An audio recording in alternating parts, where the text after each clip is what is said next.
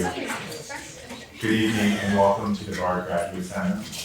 My name is Drew Thompson. I'm an associate professor of visual culture and Black studies, and I'm also the curator of the current Bard Graduate Center Art Gallery exhibition, Sightlines on Peace, Power, and Prestige, Metal Arts of Africa.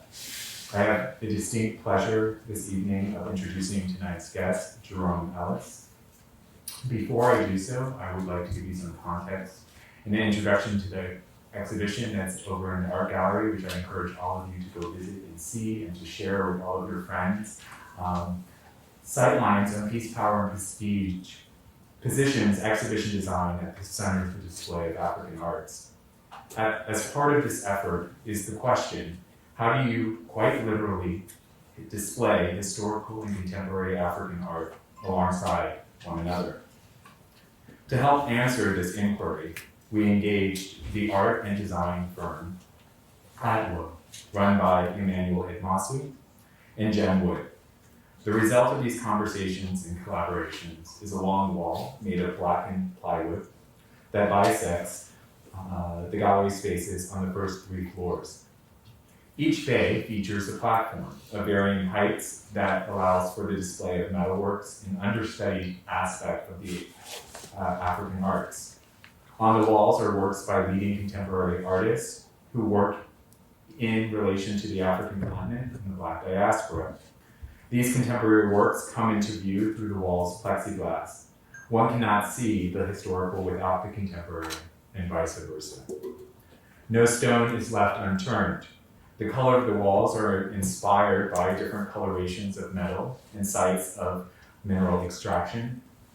The typeset of the labels is done by an artist inspired by the cultural and political memorabilia of the civil rights movement, as well as African American literary traditions. Additionally, the selection and placement of the contemporary works feature design and architectural elements that draw attention to the 18th century Gilded Age brownstone that houses the art gallery. As part of the public programming and audience outreach initiatives associated with this exhibition, we have invited leading cultural thinkers of our time, specifically art critic Jessica Lynn, curator Anissa Mawlawson, museum educator Mary Adeogun, writer Masa Mengiste, and dancer Okwi Opakwasili to create their own sightlines. And I hope that you will visit the gallery and explore these sightlines as well as the broader show in the space. I'm deeply inspired by the works of these invited guests who I consider as role models and inspirations for the work I do. So tonight's guest is the proud stutterer, storyteller, and composer Jerome Ellis. I have to say, this was the first time I met Jerome, that I knew of his work, and when I met, where's Jerome? Right back here. I felt like I knew you for ages. Not only was it your friendly spirit, but the way and through your practice in which you create a space for inclusion for many modes of learning and modes of engagement. Jerome Ellis's work has been performed worldwide and is featured in audio, live, and text formats, and has been rather not collected by museum institutions, but his work has been performed widely within those contexts. Over the last 2 days, we have had the unique opportunity to listen and also to fill in pauses around Jerome's practice, which has allowed, I think, as a part of the spirit of Sightlines, to think and reframe gallery experiences. Today, Jerome spent some time with the dancer Okwi Opakwasili in the gallery to explore, I think, a tense and curatorial experience titled The Not Yet To Be. And in so doing, he has allowed for different modes of creative practice for seeing the historical and the contemporary in relation to one another. And tonight we have the distinct privilege of watching a performance by Jerome Ellis and listening to his sideline. Also, as a note of logistics, we are grateful to the participation of our ALS interpreter, Erin Murray, who will be offering interpretation for tonight's events, and the captioning will be done by Beth Delot. Please note, if you would like to make use of these services, please feel free to come into the front or move closer or reposition yourself so that you may engage with this experience. Before I invite Jerome to the stage, I have one last final thought and invitation. Recently, I was speaking to the architects of the design that features in Sightlines, and both reminded me that our collaboration was more than mounting an exhibition. In actuality, they noted, the exhibition is about carving out spaces for overlooked objects, makers, artists, histories, and people who have been, I think, for far too long excluded from museum institutions, historical narratives, and our public consciousness. I hope you will see tonight's event as part of this endeavor to carve out a space and that you will see a place for yourself and your interest here at the Bard Graduate Center. So without further ado, Jerome, I invite you to the stage, and thank you so much.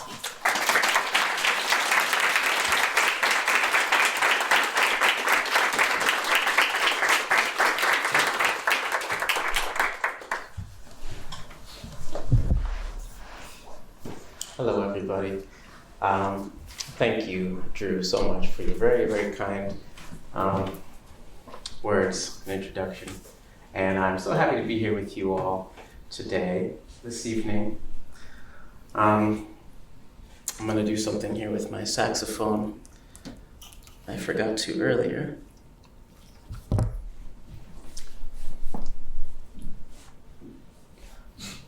So,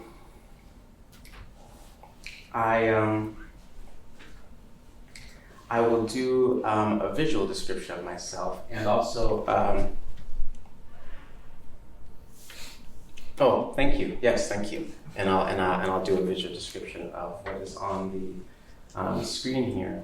So I am wearing brown hiking boots and brown pants and a brown shirt and my mother's gold chain.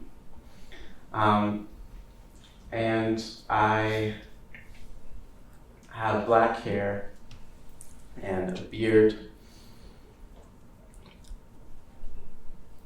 I'm standing on stage with a saxophone and in front of a screen. On the screen is an image of 3 of the objects from the Sightlines exhibition. And I'll talk more about them later, but for now I'll just say that they are metal objects of varying sizes.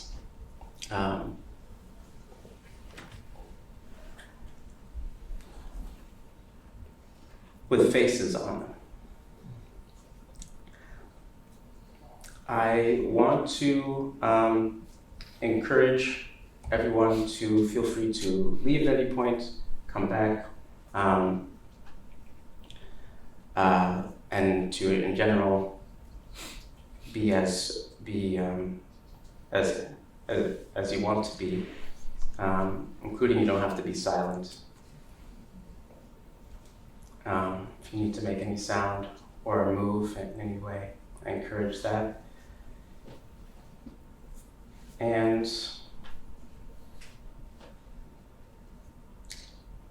I think I'll start with by playing the saxophone, and then I'll go from there.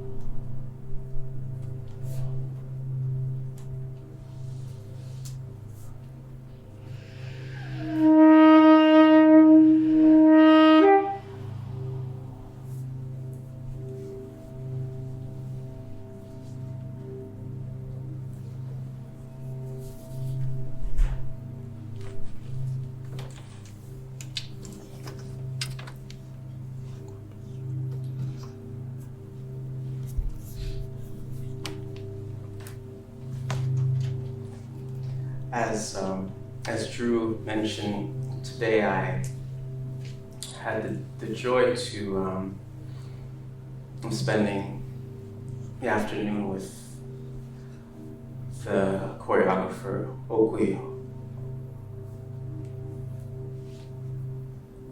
Okwapasili, and I can't encourage you all enough to come and see her Sightline performance next month. It was such a joy to spend time with her and learn from her. One of the things that she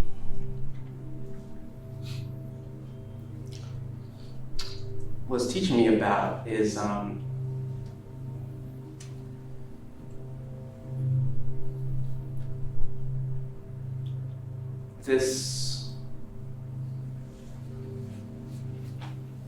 this space between a body, a visitor to a museum or a gallery, the space between this body and the object being displayed. And Drew used the phrase overlook, and it's something that I myself can overlook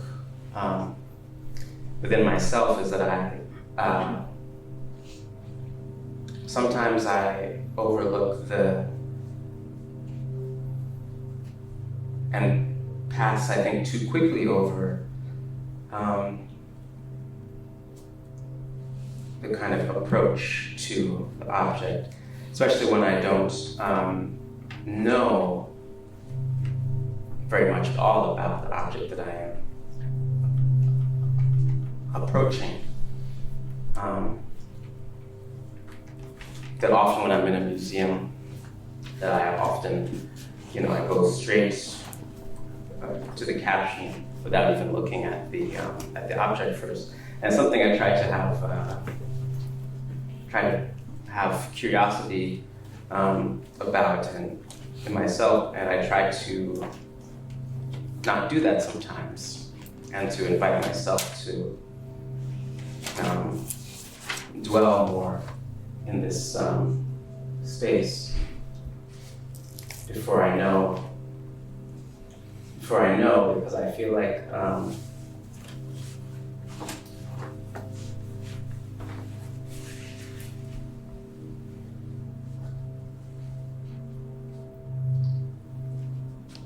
there is much that I can learn from lingering in that space.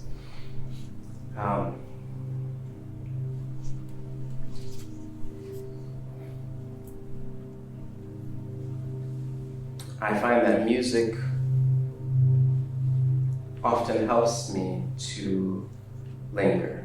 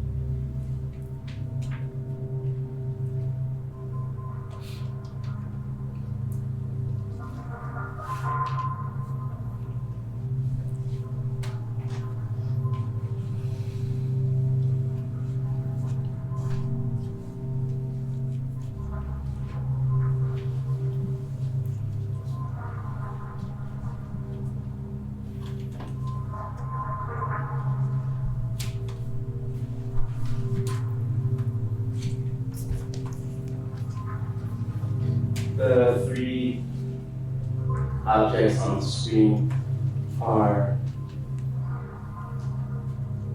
according to the very careful and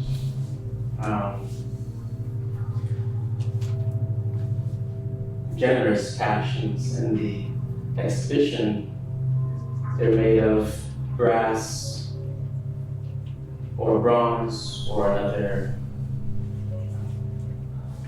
copper alloy.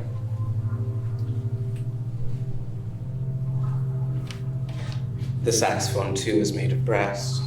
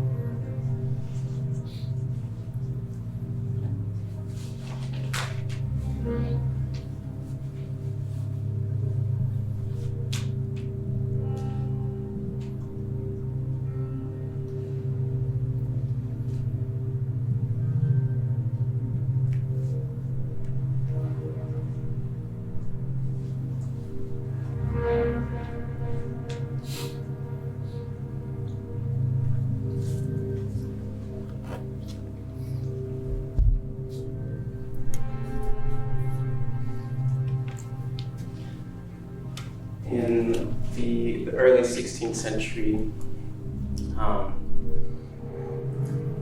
I recently learned from the writer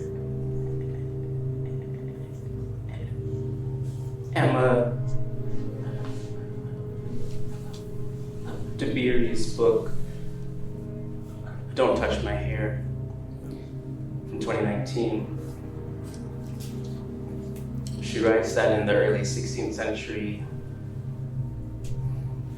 a group of, I think, 11 African slaves escaped the Spanish and went into marshes near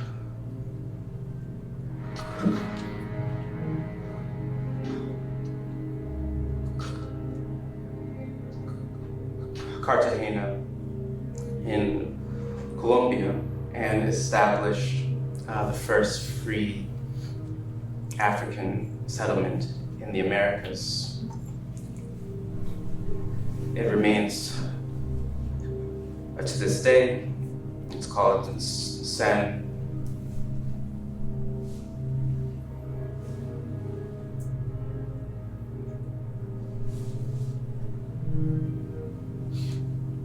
Basilio de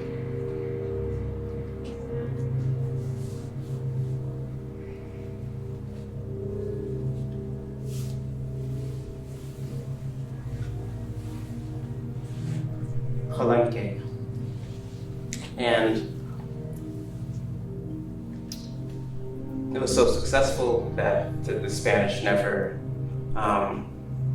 were able to destroy it, though they killed one of its leaders. And in this place, the Africans gathered more and more slaves who had escaped, and the community grew. And they developed hairstyles to communicate messages, encoded messages for the slaves who were still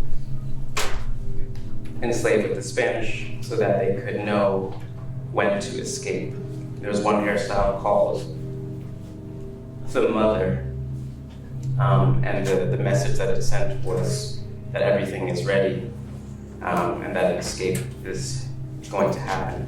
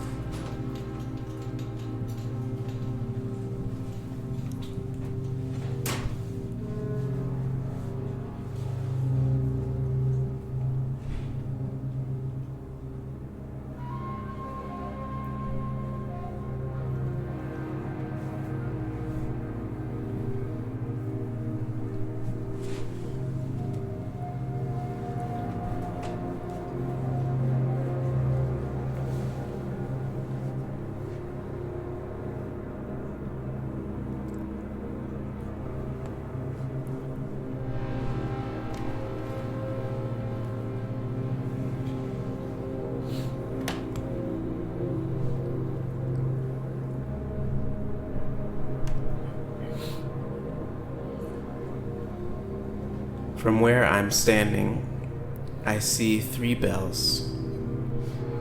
The first 2 were made by Yoruba artists, the third by a cross-river artist. They're made of brass or bronze or other copper alloys. All 3 bear a loop of metal at the top of the bell, which perhaps could be used to string the bells.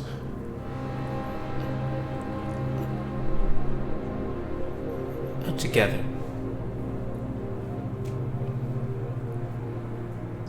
We moved upriver toward the waterfall, but we did not hear the sound of the falling water. a voice rose from the midst of us.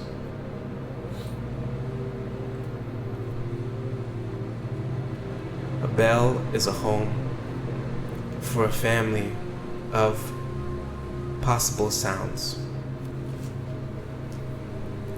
When I look through the glass that protects the bells, I see thousands of threads of golden fiber hanging from steel frames. The fibers remind me of hair. The fibers remind me of clothing that has been hung in a closet with love. The fibers remind me of a body breathing and waiting. These are two sculptures by Kapwani Kiwanga, called White Gold 2 and Sisal number 3. I learned from the caption that the fiber is sisal fiber. The plant was introduced in Tanzania from Mexico in the late 19th century. When the plant's fibers are processed, they can be used to make rope, carpets, textiles, and other things. But the fibers in Kiwanga's two sculptures are raw, not yet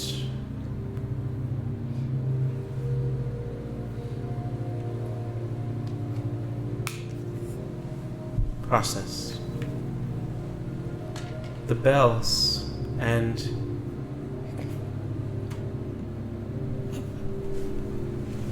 Kiwanga sculptures invite me to stay in the space of that not yet,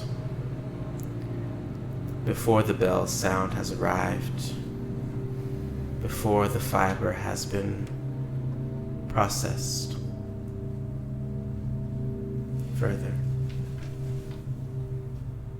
The caption for Kiwanga sculptures reads, quote, "In the mid-20th century, the production and exportation of this crop underwrote Tanzania's independence from Great Britain." Close quote. The Haitian historian Michel Rolfe Trouillot wrote of the Haitian Revolution, quote, "The claims of the revolution were too radical to be formulated in advance of its deeds." Close quote. What have we not yet said, not yet heard, not yet seen, not yet done, not yet felt?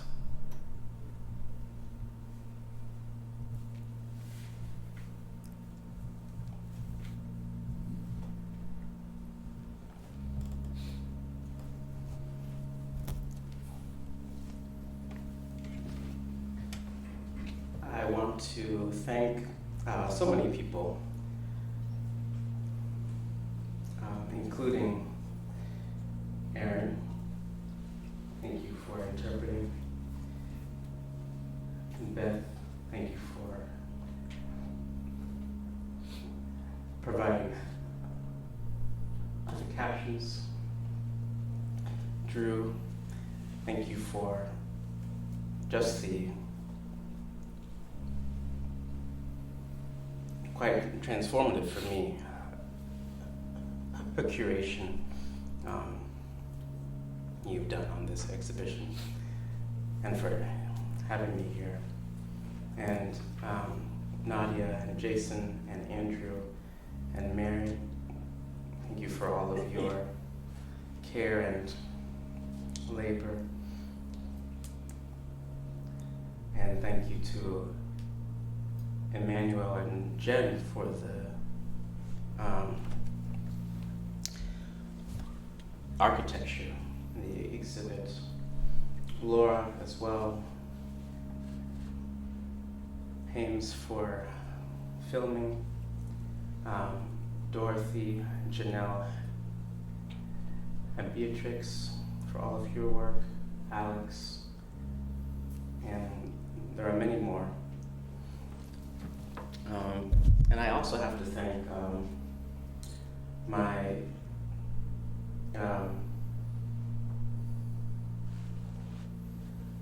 an artist who I just admire so much and have learned from for so many years, and who really, more than anyone else, has taught me how to move through museums.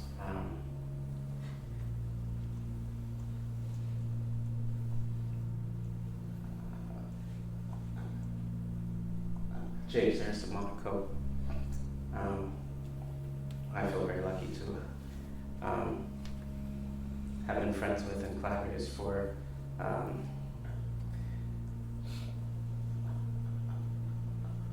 decades. So I'll just close with a little bit more music, and then I will say when it's done, and thank you all for being here with me.